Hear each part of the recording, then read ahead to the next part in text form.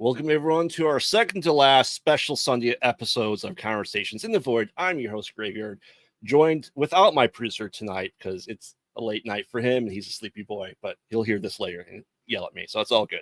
But I am pleased to welcome our guest for tonight. I've had known about this movie for a while now because I know Tommy pretty well as well. So please welcome writer, editor, producer with works including Ghost Adventures, Hard Hats, of course, and The Disinvited. Please welcome to the stage Devin Lawrence. Hello, hello. Great How's to be it going? Here. Good to be. This is truly the graveyard for me as someone with two small children. I am usually and getting crawling, dragging myself into bed at this time. Oh yeah, for sure. It's always great. It's they say it gets easier with the more you have. That's a lie. Mm-hmm. No. That's a lie. But another guest we had tonight, he is a prolific actor and just from a family of actors. I'm pleased to have him on here. Please welcome to the show, Sam Daly. What's up, guys? Happy Sunday night. Happy Sunday night. Oh yeah, it's as you said, this graveyard here. It's great. That's why I do the show at night, because it's the only time I get to do stuff like this for fun. I love it. Mm-hmm.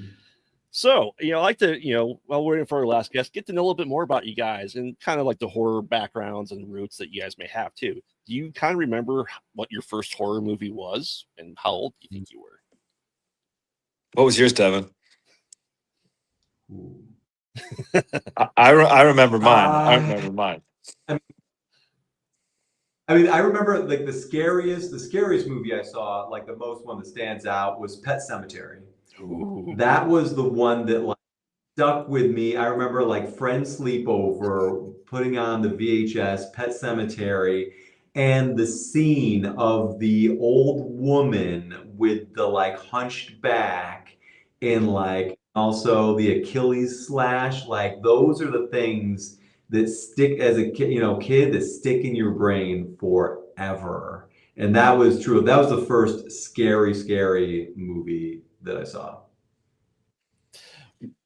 Yeah, I sort of have a top three of scary movies, and mine are so not like slasher movies. For me, I think because I wasn't like a diehard. I watched what was it? Are You Afraid of the Dark as a kid and all those? Well, like we grew up with like good sort of spooky stories and all that.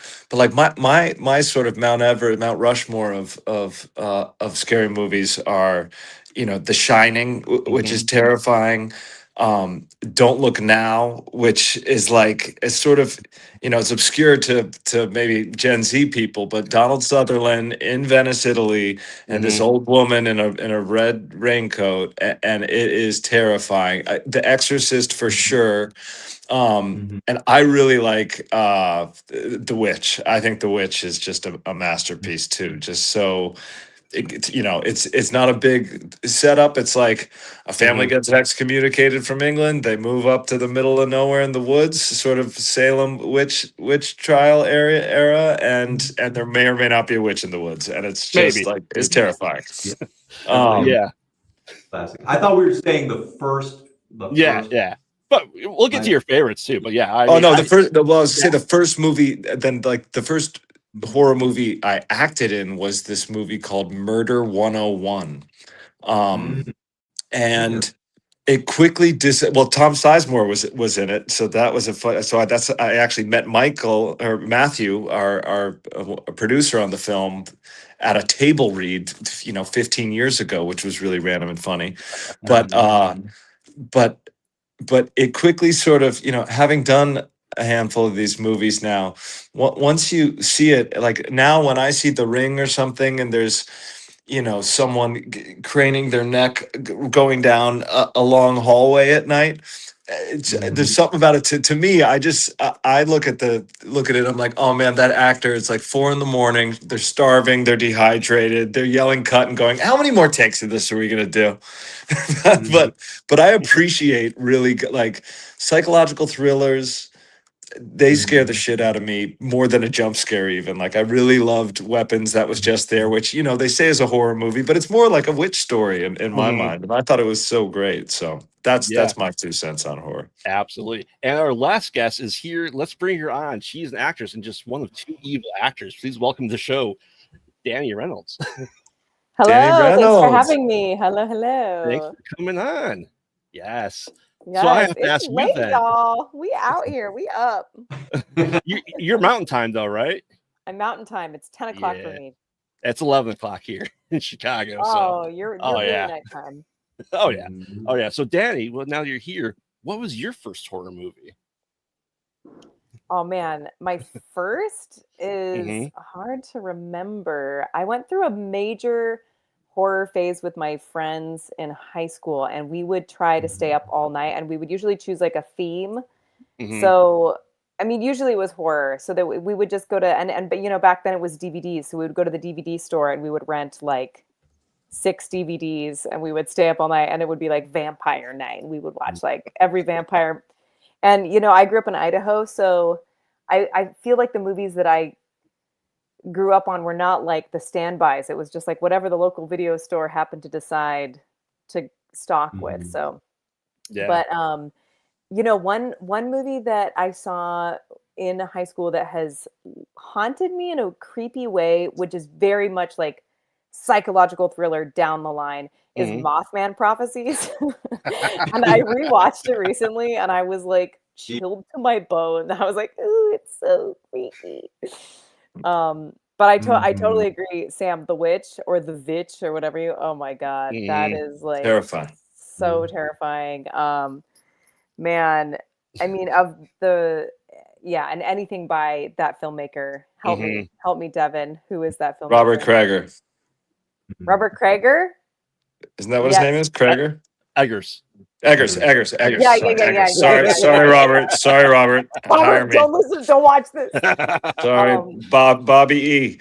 Yeah, Bobby E. And then The Grudge and The Ring, which sit right by side in my brain, which like really influenced me when I was young, of like just crawls under your skin and stays with you for days and days. I think The Ring wrecked me for like 3 days. I was like, I can't. And I watched it home alone by myself, and it was on a staticky TV, and I was like, oh no. But I also remember like seeing you know, the Blair Witch Project in theaters when it was real, right? When it wasn't it wasn't a movie, it was a documentary, and it was like, what is this? And I tried to rewatch it recently, and I was like, wow, we've come a long way since shaky handheld camera footage of nothing. I saw Blair Witch in the theater, and the film burned up. And Literally? No. And it was, like, so I never saw the end of the movie. Like, it burned up, and like everyone thought it was part of the movie, you know, that it was the, you know, the mockumentary. That is too much. We're doing something. Then it was just like dark for a few minutes, and then the lights came. I was like, the film just got destroyed, which is also, I mean, it's a good marketing ploy. If you have lights, kind of burn up. Honestly, let's hope that. We did that with The Disinvited too. As soon as you rent it, your TV will catch on fire. Oh, really? Okay. I need a new TV anyway. It's okay. There's a couple bulbs are out. Okay, great. Yeah, I mean, Blair Witch. I make small indie horror films, and you know, a lot of found footage that we do just because it's a lot cheaper to do. You know, of course. But yeah, it just, you know, that growing up with that, you know, I'm old enough that we rented VHS. I remember the local mom and pop store when they got rid of Beta, and it's just VHS. I was probably like 3 or 4, but I remember that. I'm just like, wow, my parents like, we got Beta. We picked the wrong brand. Yeah, I remember when they swapped out the VHS for DVDs, and I was like 6, and I was like, this is a fad. This is gonna pass. We'll go back to VHS. We did not go back to VHS. I am an avid collector of laser discs. We have a lot. Wow. We had a lot of laser discs in my family. We went hardcore on the laser disc train. I loved it. Yeah, it was great. You had a little intermission to flip the disc over. If it was long enough, you'd have 2. It was great. It was great. Yeah, my player's like right over here for me, and I probably have about 450 horror movies on Laserdisc. That's amazing. Wow. Yeah, I love it. I still. What's your favorite horror movie? What's your favorite? Let's see here. It's one of those 80s slashes here, but realistically, it's Evil Dead. Oh That's god, pretty great. yes! I can't believe that That's hasn't come up if we yet. circle back, that was going to be my most like impressionable as a filmmaker was Evil Dead, the Evil Dead trilogy, and Devil. Like those were my two in high school that we just watch over and over again. And the beauty of Evil Dead is just that you know the lore of it, of like as a film, like a micro budget, like of how they made it, what they made it for, and you can see it in the screen, and it also is so tangible, like every element of it is that, and you can feel like the filmmakers within in the actors really like, which I think you can feel it. You can feel that the atmosphere of the filmmaking coming through in the picture as well, which makes it fun and also stressful at the same time. Oh yeah, we were just in Connecticut in June filming our newest movie, and there was 13 of us in a 1,000-square-foot house with one bathroom for 8 days. And all the actors got the bedrooms. So even the director and the producer like myself, we just slept on couches wherever we found had a spot. But all night shoots, it was a lot of fun though. It really was. No ticks got by anyone, no poison ivy. Hey, all right. So That's a big W. Yeah. I feel like Scream was also one that hit the zeitgeist really hard at the right time. That was just like it was such a fun popcorn movie in the theaters, and like I mean they're still making them, so clearly they did well. But yeah, they found a good formula with that one. They sure did. My wife and I have been discussing when to introduce like hardcore horror movies to our kids, and we're just going like, I'm like, you were 10 when Scream came out. Our kids are all older than 10, but they haven't seen it. She's like, well, they shouldn't watch it. I'm like, we did.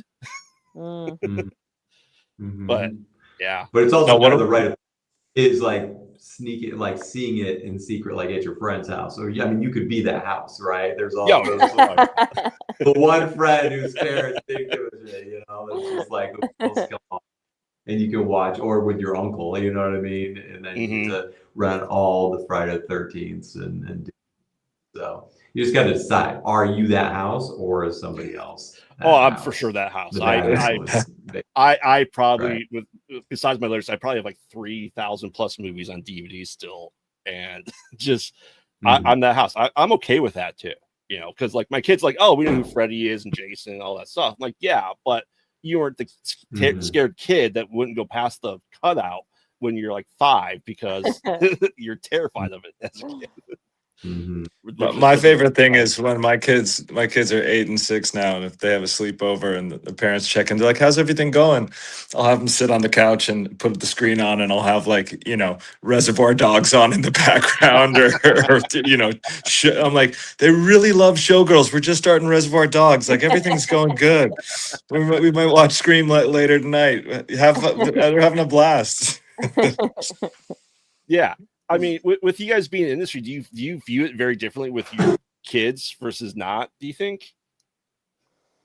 Well, for me, I mean, their kids are still a little bit younger, but for me, like my grandmother was really the one who got me into films. Like my parents would drop me off at her house, and she would, we'd hang out and play cards, and she had the wall of VHSs, and would put me on incredible film. We're talking like The Great Escape, The Sting, like iconic old movies with great actors, The Maltese Falcon, like old movies. But I was a little kid watching them, and it's fun because I've actually been making my kids, not making them, but sitting down and actively watching like The Sting with them, which is, it's an incredible, beautiful film. But like, in the beginning, they're like, Dad, are they con artists? Are they good guys or bad guys? And I'm like, no, they're conning bad people that are stealing, that are running rackets. It's all good. But like, we watched like Lady Hawk last week, which is a very obscure 80s Matthew Broderick and Michelle Pfeiffer and Rutger Hauer movie. And it's like, it's sort of fun to watch these films through their eyes, because all the movies now are so sort of all over the place, and so many of them are hyper violent or hyper action oriented, and like my parents never really cared about like sex or cursing. They were like, people have sex, people curse, like that. They were all good with that. It was the hyper violence that they were like. So I had to go over to my friend's house to watch Terminator 2 when I was a little kid. But like, but I saw it. But I saw it. It was great. But so I'm sort of the same way. I'm like, listen, I want to keep their innocence as long as possible, but I also want to watch these cool movies with them. I'm sure one day I'll cave and go through the whole Marvel thing with them or do that or. But right now, if they see a horror preview as a commercial, they're like, I gotta turn the other way. I'm like, good job, dude. We'll get there one day. Aw, that's sweet. They're self-regulating. They're like, I'm not ready for this. Yeah, no, like I showed them the preview for The Disinvited, and they're like, "Dad, this is a movie, right? Like you're acting." And I'm like, "Yeah, but it's not real. I'm alive. We're all alive. We're good. We're good. We're good." Oh, that's really cute. It was cute. But he really was losing his mind. I mean, that's Yeah. Yeah. That part was real. That's fair. So, I mean, I'd like to get, how did you guys really get into it? Sam, obviously you came from a long background, the line and lineage of it. Was there ever pressure for you to get into acting? Not at all. No, I wasn't a kid actor. I thought my parents were nuts and making faces for a living, but it was like, my parents were actors, my grandparents were actors, my aunt was an actor, and I moved a lot as a kid. There's army brats, and I was sort of the actor brat equivalent of that. We went wherever they worked. But when we landed in LA, by the time I got into, grade school here, everyone's parents here, I just thought everyone's parents were actors because that's what that's what I knew. So it was like, it wasn't weird to me. It was just sort of, that's what they did for their job. And it wasn't really till I moved back I went to high school in Providence, Rhode Island, and I moved back. And I remember touring the school and hearing whispers like, "Oh, that's the guy from Wings kid," and I was like, "Oh," like it had never been a big deal or anything when it was just, that's what people do. A lot of people in LA are in the industry. They do something or other in it. But I really enjoyed it. It was a very sort of animated and fun living. It was hard to get a word in edgewise sometime, but I wrote my college essay about what it was like to be, the kid of two actors. And it started off, I was like, a year ago, my father was a fugitive running from the law, and my mother was a syphilitic whore. And then I wrote, not really. My parents are both actors. And then I went through a dinner scenario talking about how I couldn't get a word in edgewise. And I ended the essay saying, please let me into your college because currently both my parents are unemployed and I need to help them out. So it's like, I sort of got what the business was like before I even knew that I wanted to be in it. But yeah, so it's always been there. Now, Devin, I mean, obviously you've done many things, scripted, unscripted stuff. How did you really get into writing and directing and all that stuff? I mean, from early, long story short, like my brother and I were making videos. It was the only time we ever got along, my older brother and I, was when we were running around with a VHS camera doing stuff. And when he graduated, I took over and went behind the camera and had been making short films since, was in junior high, and then went to one of my weird shorts got me into the Summer School of the Arts in Ithaca, and when I was 16, and then that was it. And I don't know why, but I'm from a really small town in upstate New York where nobody does things like that. Like I started the movie club in our high school, Wow. Then went to film school and came out, and it's just always been the thing. And and of course, the idea, initially you want to direct, but it's easier to write. It's because you need anybody else to write, and so and through college, I was writing the shorts that I was doing and pitching to school, and then came out and was early, when I landed in LA, and I quickly, right when I got my first job as an assistant when I was 22, I also had my first unscripted show optioned by Anonymous Content. And it was like ridiculous hidden camera dating show, but it got me I was pitching networks when I was 22, back when you could still do that. Now that would never fly. I would never get in with a verbal pitch to networks. No, not in a million years. But back then that was a thing. And then I got hired, got signed as a screenwriter when I showed him, one of my feature scripts, and that was that. And I was, getting hired to write some like, no budget thrillers and stuff like that and horror stuff based on that, and just kind of was, doing both worlds of unscripted documentaries and trying to do that. And then, um, did my first feature, about like 10 years ago with my producing partner, Matthew, which was around the same time or a little before that when I originally met Sam. And Sam came and met with us when you name dropped Hard Hats in the intro, this random pilot presentation we did. But that's when we met Sam when we were doing that. And then I'm just going to jump ahead when we were doing The Disinvited, and the precursor to that was I had a pitch, and I had this one guy was going to fund it. He churns out like low budget horror movies. This, this kind of producer, studio kind of guy, and he was into it. And we had a meeting, and the guy, it was like the most cliche, sleazy, like producer, caricature you can ever imagine. And he was like talking. He was like, all right, I like this, but how much talking is there? Because I don't like talking. You know what I mean? It was like that guy. Well, blood and cuts. Okay, could you add in like the tooth fairy, like a killer tooth fairy in here somewhere? I'm like, oh my God, you're gonna give me money. I'm gonna give you blood, and then you're just gonna take it all and squeeze it dry. So my producer partner, we're like, it felt so icky. It's like where it makes you want to just like leave the industry entirely, because it's like these are the people that you're working for, or that are like part of it. You don't want. Anyway, so we decided we're just going to try and raise the money ourselves, and whatever we could raise, we would make this movie for, and we'd find a way. And it was just like that hell or high water thing. And quickly from the start, so we knew we were going to do it pretty grassroots and just do it and have the total control. And actually, that's where Dani came in first, because I've known Dani for a long time, and I've known her as a theater actress, and I've seen her in a lot of great things, but not like on screen. But my producing partner, who's known her even longer, Matthew Margittis, and he was like, Dani would be perfect for this. We gotta have Dani. Dani's got to come in. Dani's got to audition. We got to see Dani. From the very beginning, he was hot on Dani, and I was like, I don't know. Okay, well, we'll see. We'll do the thing. Of course, I'm going to see her thing. And she put herself on tape. Do you want to tell him like when you first put yourself on tape role? Yeah, because my background's very much in theater. I started out as an opera singer, and I'm lucky to have met these guys, so I have had the opportunity to audition for this movie. But I was on a sailing trip me and my husband had sailed from Mallorca to Greece, and we don't know how to sail a boat. We just talked our way onto a boat with a guy who needed crew, and he was willing to train some people.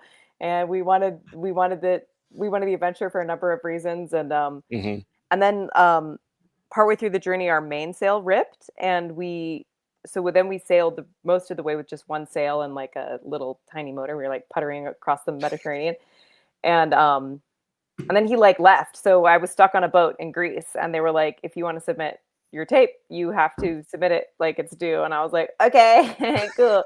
So there was just like boat in the background of my audition tape, because that was what I had. I was like, sorry about the background. This is what I have. This is my one shirt that I brought that's okay enough to audition in. So it was, and I just gave it my best. And yeah, I'm so grateful that they chose me. But this was definitely maybe that was kind of a foreboding for what this grassroots project is going to be like, because our mainsail metaphorically ripped at several points during filming, didn't it?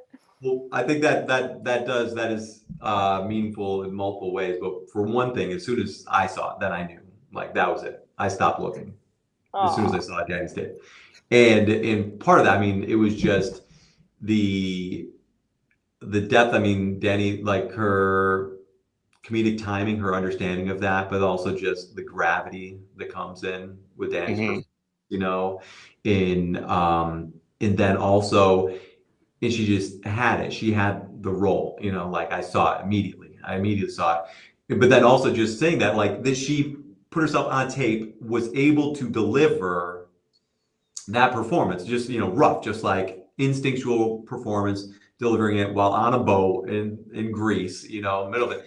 And that's the other aspect of, especially of filming in general, but especially indie filmmaking, is that you have to do your job in any environment, under any conditions, and because you're going to have things thrown at you. And so you can be like, great, oh, you can, you know, you're doing your lines in a box, you could, or whatever, and you can hit your, and just, you just stand and deliver. That's one thing. But are you going to hit your marks? You're going to have to do all these acrobatics. We're doing a oneer for 5-10 minutes. Are you going to be able to do everything and keep your concentration? And that's, I think, a lot of things that people don't think about, especially when they're casting, is that you have to go to these whole dimensions of it. And that was just a glimpse, you know, and as somebody like after going, you know, our first feature was also, you know, in indie experimental film, that's what, you know, that actors, you have to have another level, not just your performance, you know, you have something else to you, which that takes me to Sam to round it out. And this will be all explained, and you'll see some more highlights in the DVD special features. But we actually filmed a day. We had the male lead was originally somebody I knew, and I had in mind for the role. I had in mind for the role when I was writing the script. And so we went into production. We shot one day of production with this actor and another callback to the pod with Tom Sizemore. Originally, Tom Sizemore was in this film. Okay. And he shot a day. He shot one day. And one of literally his last roles while he was with us was Tom Sizemore doing The Disinvited, day one. And we shot one day, and then we stopped production. We literally, my producing partner and I, we stopped it because it wasn't right. Something wasn't right. And we've done many projects over the years where, like, it was always, there was like one role where we were compromising on for one, you know, thing or other. And we were like, no, this is the movie. This is the one. We are not going to compromise on this role. So we stopped down to recast the lead. And also it was again, those two parts. It was part of, you know, was he right performance wise? There was a lot going on that day. It was crazy. Working with Tom Sizemore is crazy in itself. And but again, that's the testing ground. And I knew, you know, this actor is a good friend of mine, great guy, really great guy, really funny, but more of a commercial actor. And it was like, you got to have that other side of it. You know what I mean? You have to compartmentalize. You have to, like, stare into the storm and say, you know, these pretzels are making me thirsty, you know. And so we recast, we threw out all the hooks, we threw out hooks, lines everywhere. And then Matthew was like, he was like up late going through every person who'd ever auditioned for anything we'd ever done. He was like, whoa, what about Sam? And he reached out to Sam in the middle of the night and hit him up and saying, hey, what are you doing? It's been a decade. And he was like, would you like to read this script? And he, like, replied like the next day. And Sam, you could, tell us your intro. Well, no, it was very funny. You know, I got this random email. It might have even gone to spam, and I found it. But you know, saying, "Hey, you auditioned for this project over a decade ago. We loved you. You probably don't remember it, but you didn't get it." And but you know, and would you ever take a look at the script? There's a lead role we think you'd be great for. And I was like, yeah, of course I'll take a look at it. And you know, you're in this game for long enough, you get sent some random emails with some scripts, and you read the first 5 pages, and you quickly say, hey, thanks so much, I'm super busy. But I read it, and I was in Utah. I was at Sundance at the time, and I remember reading it, and I read it from, you know, front to back, and in really quickly, and, you know, in one sitting, which is the way I like to sort of intake scripts. And I was like, this is amazing. Like, what's the deal? And I called up Devin, and I was in a call with him and Matthew the next day. We met in LA a week later, and they sort of laid it out for me, what they were talking about. And we talked about the character. And I think the week after that, I went in and read with Dani, and we hit it off right away. And it was just easy and natural, and, you know, ping ponging ideas that we just, you know, you're a filmmaker. Every film is a miracle. It doesn't matter if it's Yeah. $10,000 or $100 million. Mhm. And but it all starts with what's on the page. And Devin wrote this incredible script that really didn't sort of pigeonhole itself into one genre. It really sort of touched on all these different genres and emotions, and was scary but thrilling, but also thought provoking and psychological. And my Mhm. favorite films are the ones that leave you thinking at the end. That you're not just like, you go to the movies these days and you watch you sit there for 30 minutes of previews and you're like, oh, that movie was pretty good because you saw the whole movie. You know what I Yeah. mean? You're Oh like, yeah. Oh I yeah. really like Oh the yeah. second act was a little long, but the third act it really came together. Um, and this one just kept on having twists and turns, and it was a character. It was sort of the right time. We shot the first half right before the strike, if I recall. So it was like we were sort of under the gun, and we were, Mhm. it was this great little window, and we just sort of teamed up, and it all came together so beautifully and organically. And I couldn't be more proud of the film and of the work we did in it. And like any film, it's like it's one that I'm happy that I can go back and sit in the theater and watch it again and again and find new Mhm. things and new memories, because you do enough, and it's your experience on the film is how you sort of judge it, because you've been I've been in some really bad movies that I had a great time doing. You know what I mean? I've Mhm. been in some pretty darn good movies that I really had a shitty time doing, but it's kind of serendipitous and beautiful when you get to have a great time with great people who become lifelong friends on it, and collaborators that you want to go work with and again, and you're proud of the product you put out, and really want to help get an audience for it, and have as many eyes in it as possible, because it's a great cool little movie, and that's Mhm. sort of what we have here. So Yeah. Yeah. I remember when I came back from June for our film, my co-host and producer of the show had massive heart surgery like a week later. So and I like wow. house sat and dog sat for him while he was in that surgery. And then I still had to do my day job. And I'm come back home. My wife's like, how has everything been? She hasn't seen me for like a month. And I'm like, you know what? I wish I could be on film sets every single day. Mhm.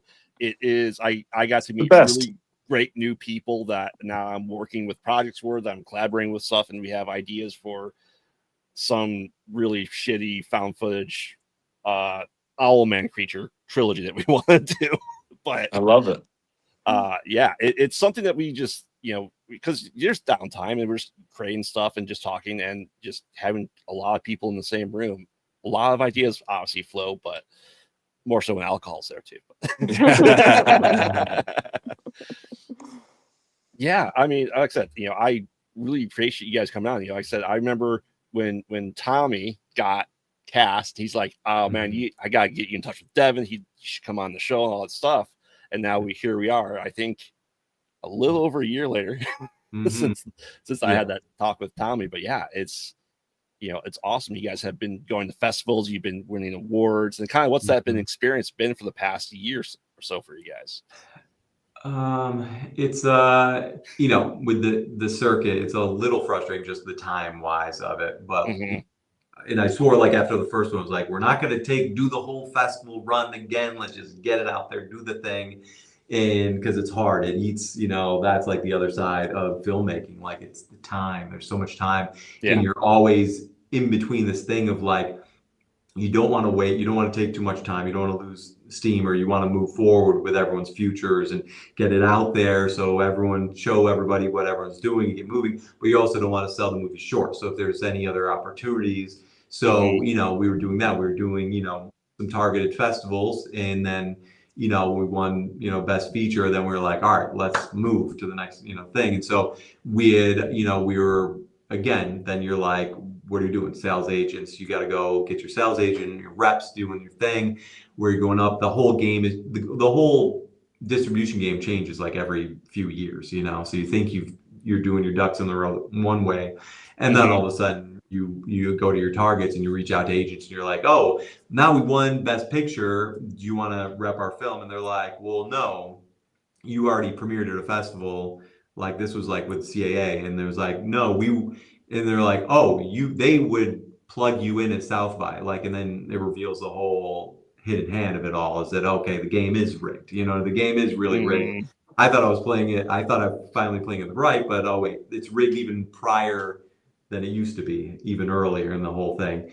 But we went out, and so we had offers. We had a lot of offers early, but again, it was like you're working harder, and so you're, as an indie film, you're always against the 8 ball because of budget and everything and resources there to have a big enough movie that a big enough distributor is going to put in enough theaters, which is their tier of the distributor. So you're trying to work at that. And so we had a lot of offers, and we were holding out. So it took like another year. And even then, because you always also, you're getting like these glimmers of like people that there's interest, from a lot of big houses. You know what I mean? There's a lot of interest, but they still gotta, whoever likes it has got to push it through all the way up to the top. You know what I mean? Like Fox Searchlight.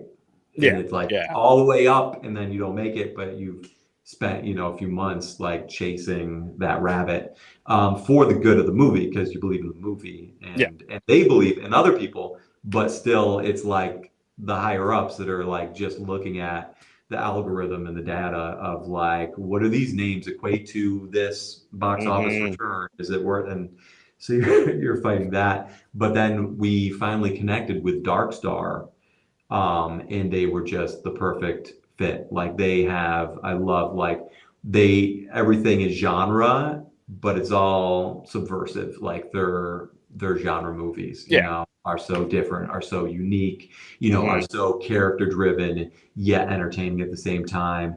And they get it. They didn't want to try and like make our genre bending, like psychological thriller, dark comedy with horror tendencies into a straight horror, like that original, studio, the producer was trying to do.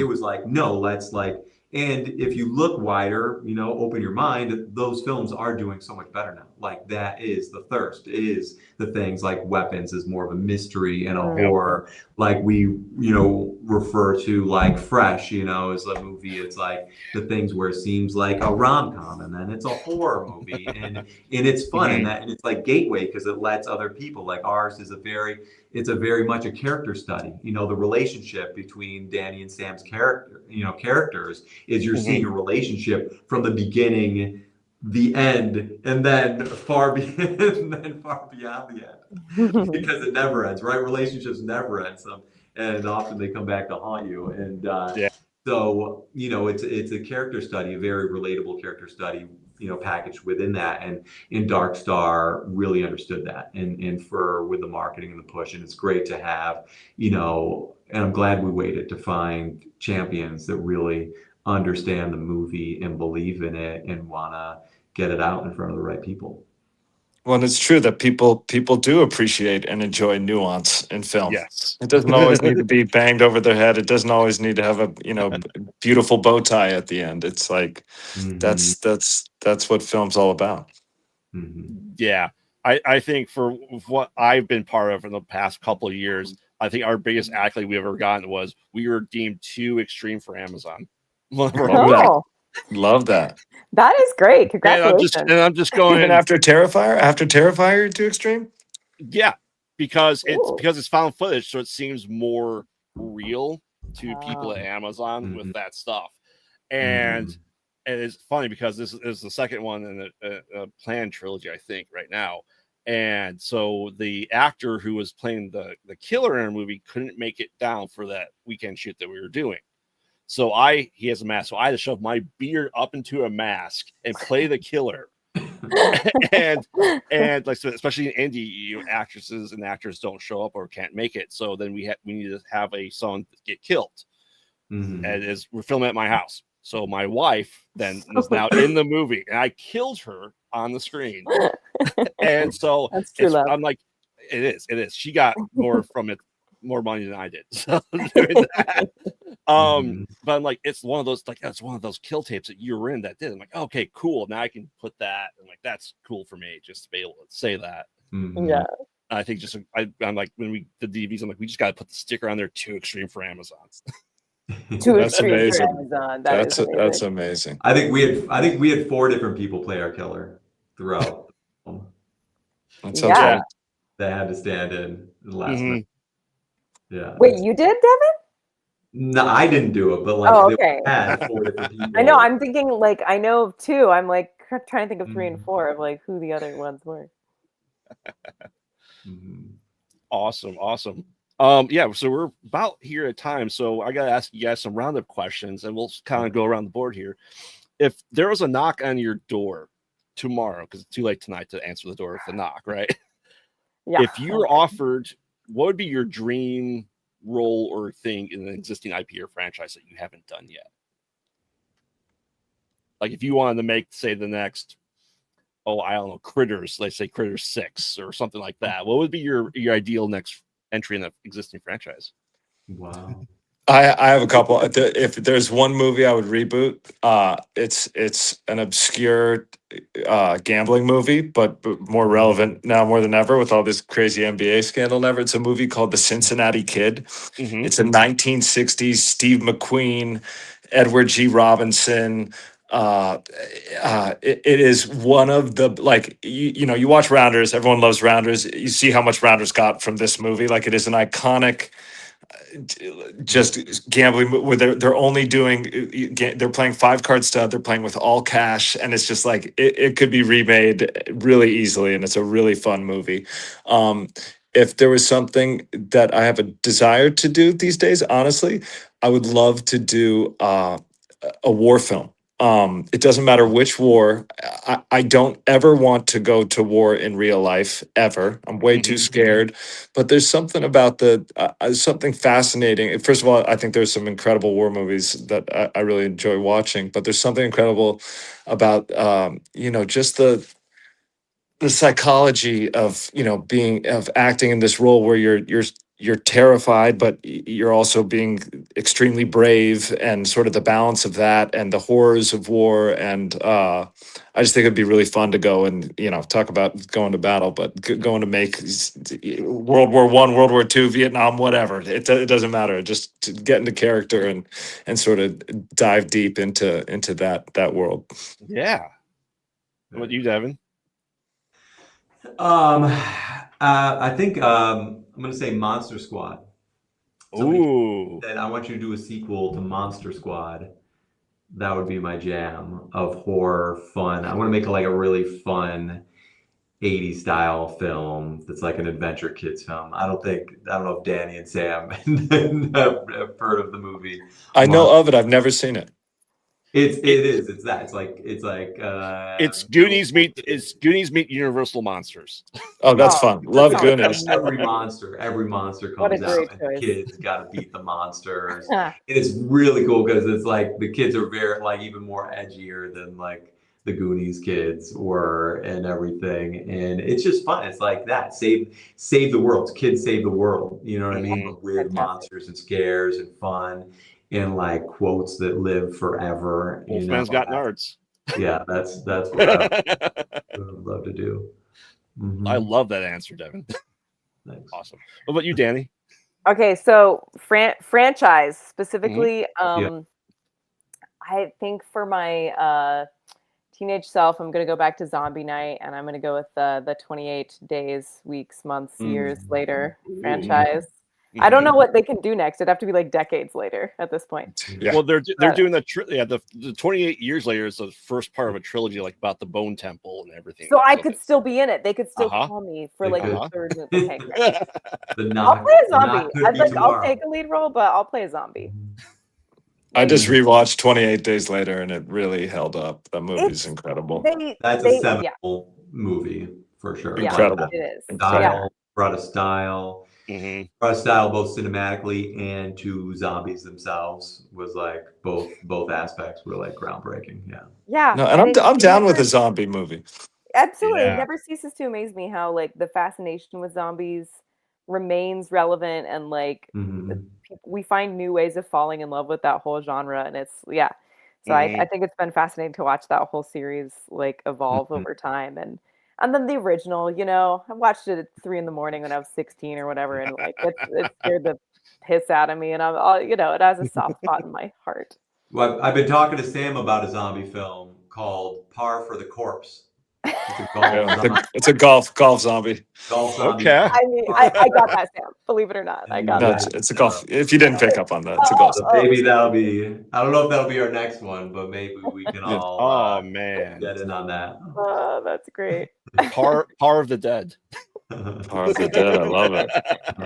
I do another show where we review horror movies, stuff like that. We just did, because it's Halloween time, all of George Romero's, all the remakes of all his Of the Deads, and reviewed them all, went through them, watched them all relatively in a short time span. We do about 31 movies in 31 days.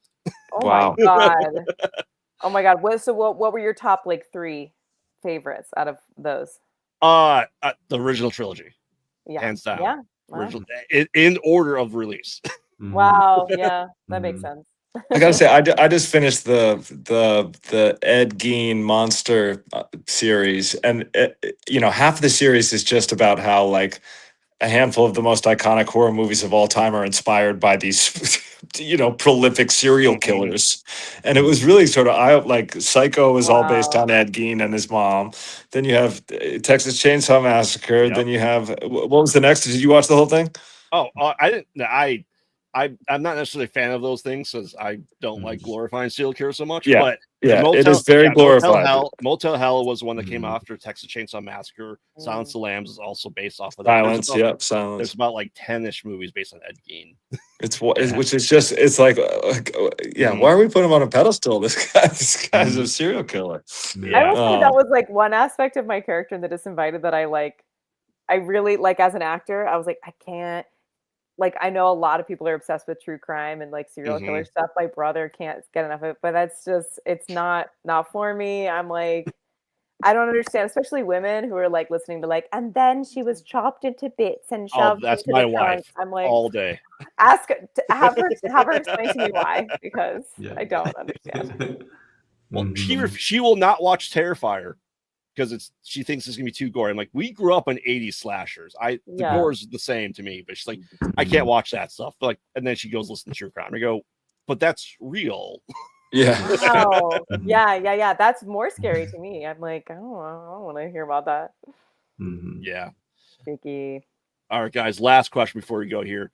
What is your seminal Halloween movie to watch?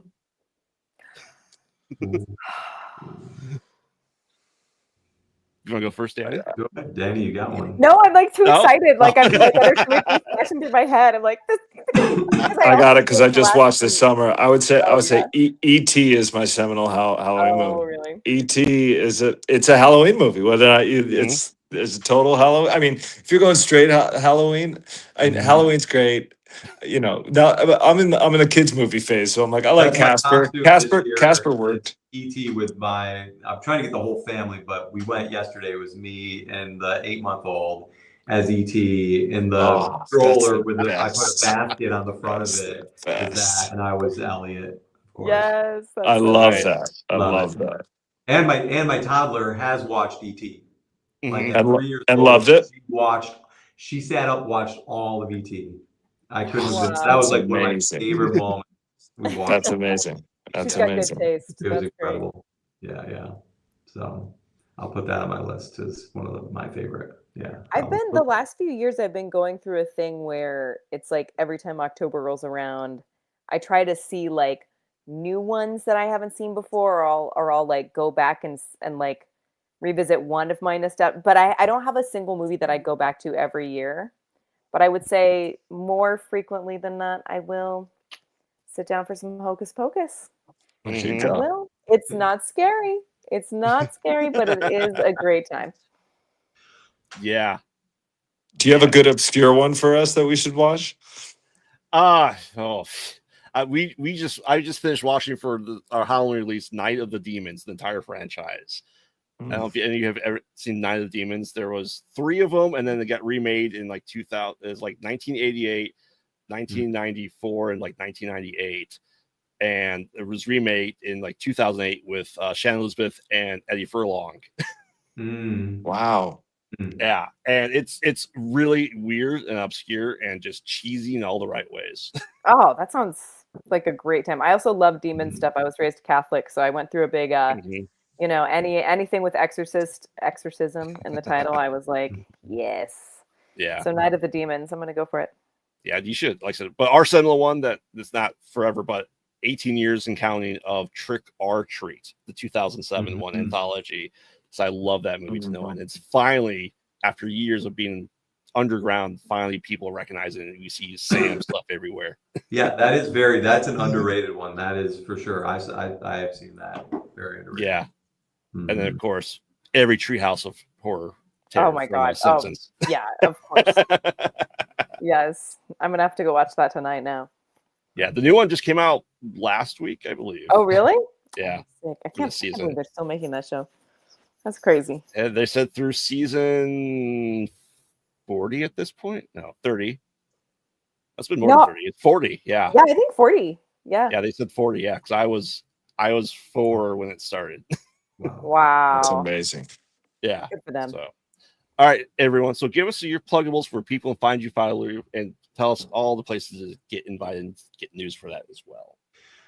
Wow. I mean, you can definitely easily find the Disinvited on Instagram as, Disinvited Movie. Also, the website, disinvitedmovie.com with all the info. The movie is hitting theaters in a couple weeks. We are starting our run in San Francisco. We have a big double feature with Peaches Christ, the cult horror drag queen icon, and doing a Q&A double feature with them. And then we are going to the East Coast for a Rochester premiere, where I'm from, at my favorite theater in the world. We've got a Florida premiere screening, and then we're coming back to LA to do the proper event premiere. And then we have a week run in LA starting November 13th, and we will hit digital everywhere on the 18th. And right now, Apple pre-sales are open for the Disinvited, which if you want to support indie film, that's how, because pre-sales will push us up in the algorithm and get us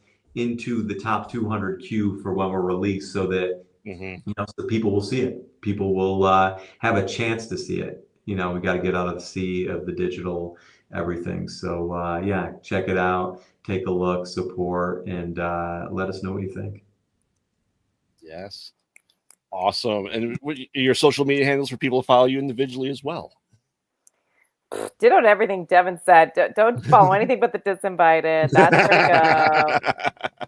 No, my personal is I am Dani Reynolds. You can follow my theater project at feverdream_theater, and that's it. But go watch the Disinvited. Yeah, come out to the screenings. My Instagram handle is at Sam Daly. My Twitter handle is at @DSamDaly. But we'll be there hanging out with the people, love talking about our film, other films, everyone films, horror films, you name it. And Q&As, even more weird stories from, seriously didn't even cut the tip of the iceberg on the crazy things that happened during the production of the film, and just talk about like how to get a movie made and everything else that went into this. Yeah, we got to go work on the next one. We can put all of us as the killer in your next one. Oh man, that'd be interesting. Killer movie. Everyone's a killer but one person. There you go.